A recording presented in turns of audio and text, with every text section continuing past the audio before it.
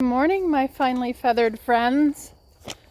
I hope you all are doing well on day 732 of the quarantine.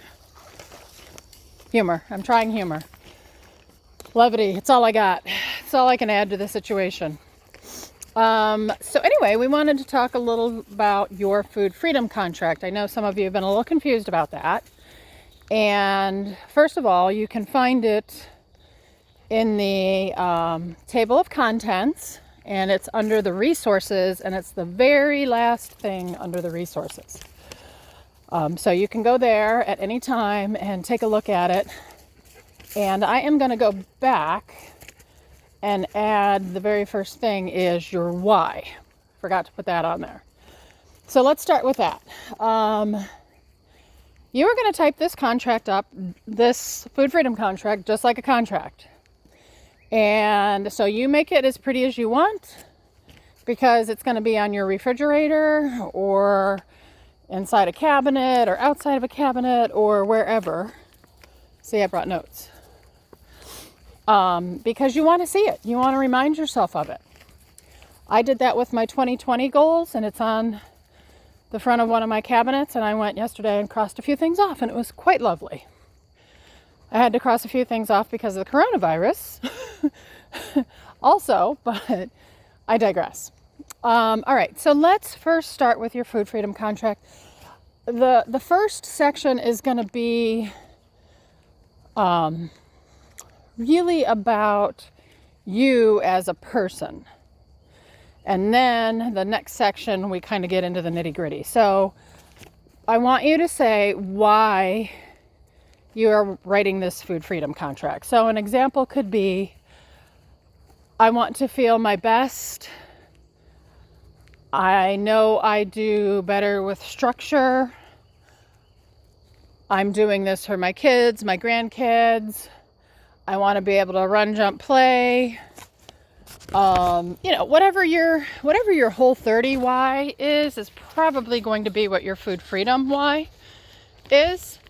But get specific. Go as deep as you want. And then this contract right now is going to be your worksheet. This is going to be the one you're working off of. And then we are going to do a food freedom webinar on April 7th. So hand this into us by April 5th. No later than April 5th. So we can look them over. And if you could do it earlier, it'd be great. But I know some of you like a deadline. And we need some time to look them over before the webinar. So the earlier you can get them in, the better. But no later than April 5th. So work on your why. Figure out distinct points. You can journal pages and pages, but figure out some distinct points that are your why. So when you're in the refrigerator and maybe doing it because of loneliness, anxiety, or whatever, you can see that why and go, oh yeah, this is not to my highest good. All right, and then your next subtitle is how you treat yourself. So this is where you're going to put something in like, I treat myself with respect because I know the path in front of me. I know what it takes for me to feel my best. And then you just go on and, like I said, do as much journaling as you want on that, but come back with a few key points. This is how I treat myself with respect. I know food is fuel. I know that food is medicine. All these kind of things. And also put in there, how you have boundaries and how you let other people treat you, or how you have other people, not let, treat you, and continue on that vein. All right, then you have your morning ritual and your evening ritual. So your morning ritual, so mine when I write it down, it looks like this. I wake up, I have my bone broth, I have my pre-workout, I go to the gym, I do my movement, I come home, I have breakfast, I take the dogs for a walk on the trail as my cool down. I get dressed for work, and that's my morning ritual. And you can put as many different things in there as you want, you know. If you meditate, if you journal, whatever you do in the morning, put it in your morning ritual. If you don't have a morning ritual, start one. You don't have to do it every single day, but you need to have something that feels comfortable to you, something that you don't think about, that you just do. Because in times of quarantine and the zombie apocalypse, you're going to need some rituals to comfort you, if nothing else. So your evening routine might look somewhat similar. So for me, mine would be, in a regular world, come home from work, take my vitamins. Oh yeah, in my morning rituals, my vitamins too. Take my vitamins, prepare dinner, feed the dogs, have dinner, make some tea, put out my workout clothes for the next day, take my melatonin, journal, meditation, whatever rocks your boat. Okay? So that's how that all looks. Basically, you just want to do a whole overview of your life and what you would like your life to look like.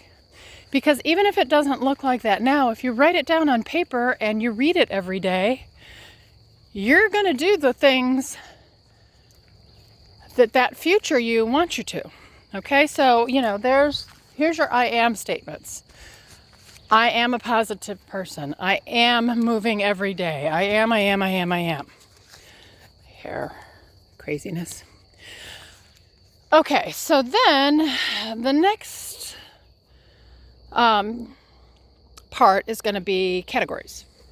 And your categories are your average days. So this is where you put things in like, I have 3 meals a day, no snacks, all of my meals. We'll go this way a little bit, Boo. We're not going to go far. Sorry, got the dogs. 3 meals a day, all of my meals have a protein, veg, and fat. I drink X amount of water. I have tea. I have adaptogens. Just kind of put what your perfect average day would look like. And then weekends.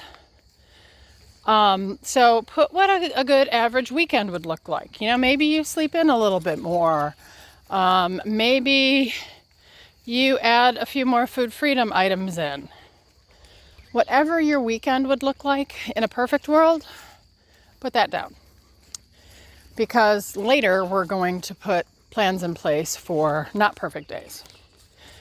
Okay, let's see, what else do we have here? This is right in the middle. All right, put a plan in place for having guests. So if you don't really entertain much, I don't, you can probably skip that. But if you do like to entertain, then you want to talk about, you know, I continue to cook paleo at my house when I have family over. You know, you don't have to make a big deal about things being paleo, but maybe you just, this is what I cook, here's what you eat. This is how I act, you know, this is how things are going to run when we have family over or friends. And then your next topic is eating out on the town. And that means, you know, the in town, the places that you normally go to. So maybe you have a favorite restaurant and they have the best drinks and the best desserts. This is where you're going to put in play, I'm only going to have one of those things, you know. Or even though they have these really great rolls, they're really not worth it and I feel bad when I eat them, so I'm going to pass on those every other time, or whatever makes sense for you. Road trips. So this is where you put, I'm going to go on a road trip. I'm going to pack a cooler full of compliant things because I may not be able to get them on the road. Most places have something compliant now. This is not quite the thing it used to be, but, you know, figure out if you were going to go on a road trip tomorrow, what would you take with you? How would you plan things out? and put that down. Because when you do get ready to go on a road trip, guess what? You've already got your plan. You don't have to think about it again. You just go to this, your food freedom contract. Vacations. So vacations are going to get a little interesting. So for my food freedom contract, I have that I do a reset the week before and a reset the week after. Now, that might feel like diet mentality to some people. Jennifer and I were talking about that, and she said that would not work for her because she's a food addict. I am not a food addict, and that seems to work well for me because I want to go into the vacation feeling my best. So I just do a reset the week before, and then I like to do a reset the week after because inevitably I'm going to do things, I'm going to have more things. I don't go off the rails anymore, but still, it's not a bad idea for me to reset. Now, if you're a food addict, you basically are going to want to just keep everything the same. You're going to want to keep to your program as much as possible and just let a few things in so that you don't go off the rails. Okay? It's a completely different thing. So you have to figure out where you are on that spectrum. But say you want to have a fabulous dinner every night that has nothing to do with anything. Maybe you want to have the pasta. Maybe you want to do all that. Then you need to put in play that your next 2 meals will be Whole30 or your next 3 meals. And understand when I say Whole30, when you're out and about, you can't worry about the canola oil and stuff like that. But just say a hard paleo. So put some plans in place. Mine is, if I have the dessert, I don't have the drinks. If I have ice cream, my next 2 meals are Whole30. I like gelato when we're out and about, so that's kind of where that comes from. But figure out, maybe think about your last 3 or 4 trips and how you would have done things differently.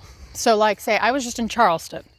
How would I have eaten at those restaurants I went to in Charleston if I didn't like what I did? Does that make sense? Wait, that doesn't make sense.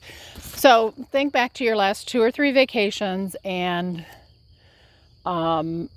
think about the places that you went to eat and how you would do that better, or how you wished you would have done it, or how you did do it. And just write down everything you can think about eating out, where the pitfalls are, where your problems can be with that. Which leads me to food pushers.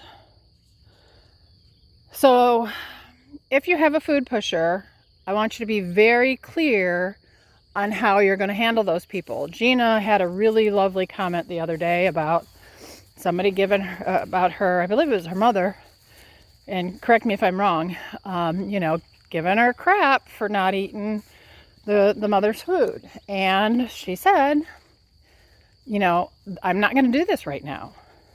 It's not good for me, and I'm sorry you feel that way, but I'm not doing it. So get very, very clear. And when I say clear, have the phrase written out and say it as you write it out about what you're going to say to food pushers. Praying you don't have any food pushers, but most people do. So, think about that person in your head and logically write down what you could feel like you would say. Like me, I have no problem saying, no, I don't want it, but thanks. And if somebody keeps pushing me, I have no problem saying, it's not good for my body. Why is it so important to you that I eat this? Now that sounds like an asshole to a lot of people. So you have to figure out in your tone of voice what that's going to look like. So, if your mother is overbearing and you're scared to say something, you've got to, even if it is, I just have a stomach ache and I don't want to eat that, if you got to tell a little fib to stay where you want to stay, then that's what you do. And I might not be popular with that, but you have to do what works within your parameters. I have found that sometimes when I tell people do this, they're like, I can't do that. So let's at least honor where you are in the situation with your food pusher and be honest about it. Holidays. That follows right after food pushers. Holidays, I think, get a bad rap because honestly, Christmas and Thanksgiving, I don't think they're that hard to be good at. And when I say good, understand I don't mean food is good or food is bad, but I mean, usually it's a lot of meat and veggies. Now, granted, some of them are scalloped and all that kind of stuff, but if you actually fill up on the good stuff and have a little bit of pie or a little bit of whatever, if you fill up on the good stuff, you really don't have room for the 15 pies and the 32 cookies and all that kind of stuff. So the problem with holidays seems to be more around people bringing things into work. The month and a half between Thanksgiving and New Year's, where there's just all sorts of weird food. So figure out what food is worth it. So Aunt Martha makes this fudge that's just out of this world, and you don't want to miss it. It only comes around once a year. By all means, dig into that, but have a plan for it. So, if she makes a whole pan for you, you freeze it and you have a little bit every day, something to that effect. But make a plan for the things that that are going to happen in the holidays. Everybody in this group is of a certain age, so you know exactly what to expect for the holidays. Barring a pandemic, they're usually pretty much the same. So figure out all the pitfalls, maybe just look back at this holiday and see where things went wrong and how you would do it better. Again, just go back to past things and fix them and see how 2020 you would handle those things differently. Okay. Desserts. So I talked a little bit about that, and I've also talked a little bit about alcohol. But if desserts is a thing for you, maybe you have paleo desserts, or maybe this is where you put in place your, I'm going to have dessert and I'm going to have what I want, but then you have your 2 or 3 Whole30 meals the next day. Alcohol is the same way. If you're doing a glass of wine every night, I'm sorry, I have quite a few friends that do that, and it's not good. If you want to have a couple glasses of wine every few nights or once a week, I'm down. But anything that you do daily, you don't realize how it's affecting you. So I'm not here to judge, but really, really, really look at that alcohol situation. And I say that having had a margarita yesterday and a margarita 2 days before that, because I'm trying to use up the tequila before we move into the bus, which I know sounds really stupid, but I am. I'm almost done. So I may have another margarita today, but then it's done. Honestly, it's just not that, it just doesn't do me like it used to. Like I used to be like, yeah, margarita. And I'm not going to say it's not pleasant, but I don't crave it. I don't, Nope. Things are weird. But anyway, just take a really good long look at alcohol and see where you want to be with it. And then also remember alcohol in your food pushers. So have a plan for that. Like when you go out and you just want to have a mocktail and everybody wants you to drink. I don't know, you can put that in food pushers or you can put that in alcohol, but make sure that you put that in there. And what else did we have? Sugar. Okay, this is a big one. Most of us have a sugar dragon. That's what led us to Whole30. So be very specific in how you're going to handle sugar in your food freedom. So maybe you are going to have your tablespoon of honey in your tea or your coffee or your whatever every day. And that's fine.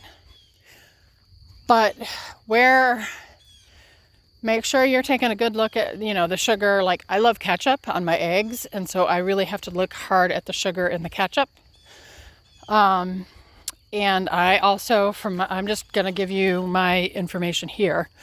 I can slide down that sugar slope real quick. I was cleaning out the cabinets and I found some Sour Patch Kids and I ate them. And then I wanted more sugar and I thought, nope. So all I had for dinner that night was a big fat filet. And that was all I had. I didn't even have any vegetables with it because I was like, no carbs for me for this next meal, because even though veggies are good carbs, I just knew for me personally that I needed to have protein. And that's a personal choice, of course, but know where you stand with sugar. Know what's going to happen. Have a plan for when sugar takes over, and then what are you going to do? Are you going to do a 7-day reset? Are you going to do a 14-day reset? Are you going to do a 3-day reset? What's the plan? Have plan A, plan B, and plan C. Because I, told you guys today in our coursework how I went off the rails for a good couple months, and I had to call a friend. I had to get coaching because I just couldn't get myself back on. And it happens. And so don't think that it doesn't. And be ready for it when it does. We'll talk more about sugar. But for now, let's just go there with your Food Freedom Contract. And then last but not least, we've got like legumes, non-gluten grains, etc., etc. That is going to be very personalized. So if you know that you do fine with gluten, put in there what you're going to eat, what's best for you. If you know you don't do well with gluten, put, in my Food Freedom Contract, it says avoid gluten at all costs. Maybe you do fine with legumes. In mine, I could put legumes on occasion when I crave them because they don't bother me. But maybe legumes bother you. So maybe it's, stay a safe distance from legumes. So really, you just want to go in and have the world's best plan for your nutrition. That's all this is. If you want to add some more things in there, by all means do. I had Dawn put in there about marijuana because she does, she does that. I don't do that, so I have asthma, so smoking's not an issue, although now I know I can get it in several different forms. But, have a plan for that. Anything that, if you go mountain climbing, have a plan for what you pack in your gear. If you're a triathlete, have a plan for what your fueling options are. Have a plan for everything. You don't always have to do it. You don't have to be regimented. You don't have to have rituals, but they're there as a safety net. The trapeze guys, when they fall, what do they have? A safety net. The Food Freedom Contract is your safety net. So, this was a little long and I apologize, but I just kind of wanted to go through everything and make sure that you understood. And if you don't understand something, or if you want more clarification on something, go ahead and put some questions in the comments. Okay? And I am off today and all I'm doing is cleaning and moving and dumping things. So I will try to get on that as quick as possible. All right, guys, have a lovely day. And don't forget, turn in your Food Freedom by April 5th. And when I say it's a worksheet, act like this is your final one. We'll review it. We'll talk about it over the next few weeks after that. And we'll revise it. But I want you to act like this is very serious and that this is your last one. I want you to put it all in there. And so does Vicki. We talked about this a lot last night. Okay? All right, guys. Bye.